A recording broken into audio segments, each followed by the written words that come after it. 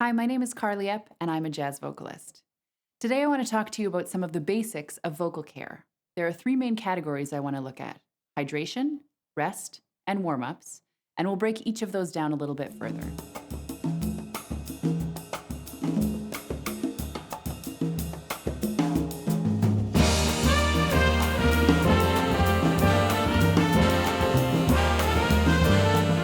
We've all heard that we should aim for 8 cups of water a day, and that's a good general guide. But we're going to get a bit more specific. I want to break the idea of hydration down into two categories: internal and external. Internal hydrating happens as a result of the fluids we take in. We drink water, and it helps us hydrate the muscles involved in sound production from the inside.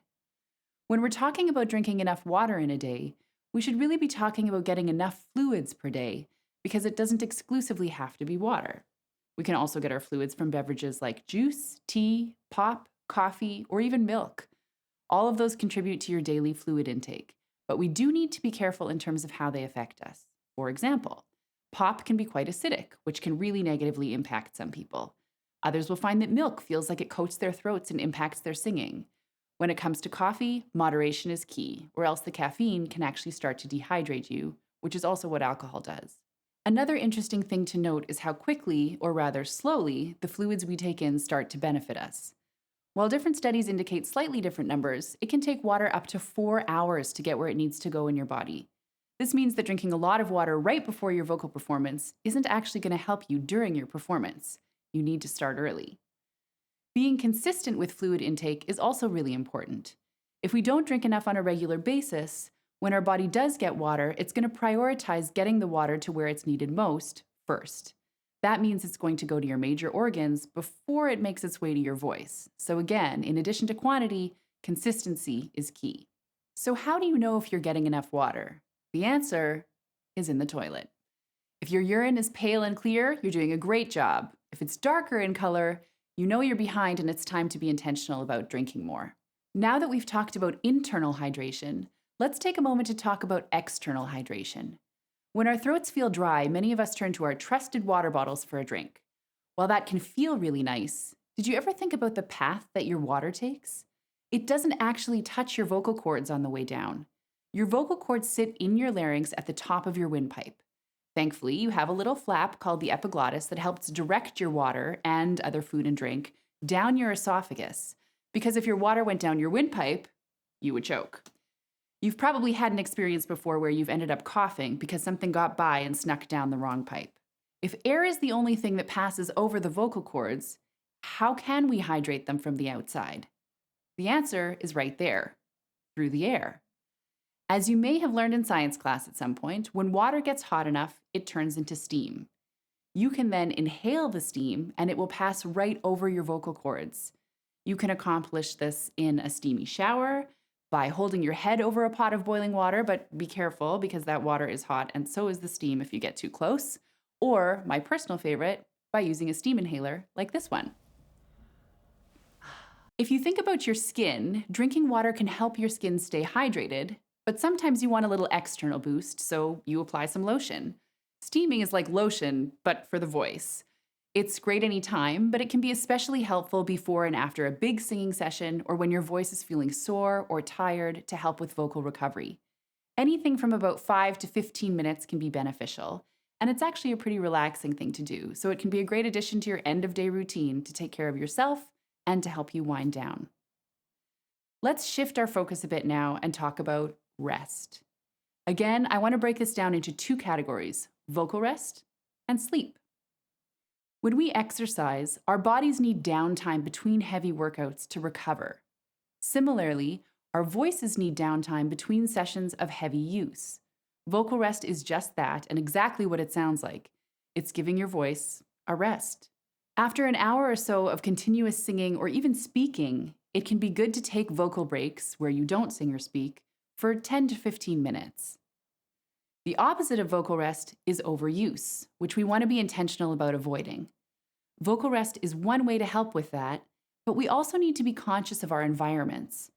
Particularly loud environments where we have to push our voices or speak loudly will cause our voices to fatigue more often. Similarly, very dry or smoky environments can have a negative effect. Sometimes we need to make the decision to take ourselves out of certain situations to ensure we're prioritizing taking care of our instrument. The second part of resting our voices is connected with resting our bodies. Sleep.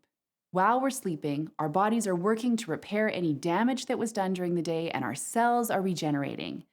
This is a really critical time for our bodies and our voices, which is why getting enough sleep is really important. You may have noticed that after nights where you don't sleep enough, your voice is especially tired in the morning. To keep your voice functioning in its most effective, efficient, and healthy way, you need sleep. Adults should aim for about 7 to 9 hours of sleep per night, while teenagers typically need a little bit more. As with many things, however, it varies a little bit from person to person, and the bottom line is the same for everyone. Sleep is important to our overall physical and vocal health. The final area of vocal care I want to talk about is warming up. Again, I'm going to break this down into two categories. The first pertains to the muscles that assist the voice, and the second pertains to the muscles that make up the voice. The majority of the muscles in our upper body, excluding our arms and maybe the very tops of our heads, assist in some part of singing, either respiration, breathing, phonation, which is producing sound, or articulating, which is forming words. When we think of warming up for singing, we typically just think about doing some singing exercises. The reality, however, is that all of these upper body muscles benefit from a warm-up, particularly those in our neck, in our jaw, and even our tongue. Some gentle stretching can help to increase blood flow to those areas and help reduce tension, which is one of the biggest problem causers when it comes to healthy singing. Now, let's focus a little more specifically on the voice. Have you ever really thought about the fact that your voice is made up primarily of muscles? Since that's the case, it can be helpful to think about it the same way we think about the rest of our bodies. When we're going to engage in physical activity, we should always be taking time to warm up.